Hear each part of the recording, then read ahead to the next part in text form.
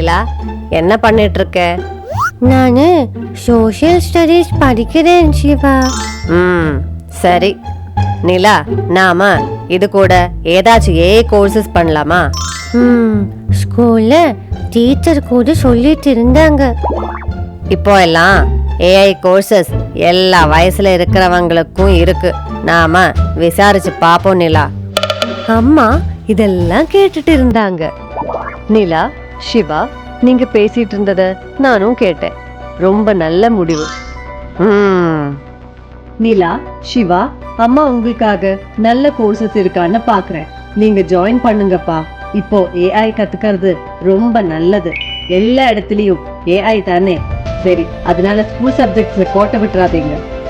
ஓகேம்மா.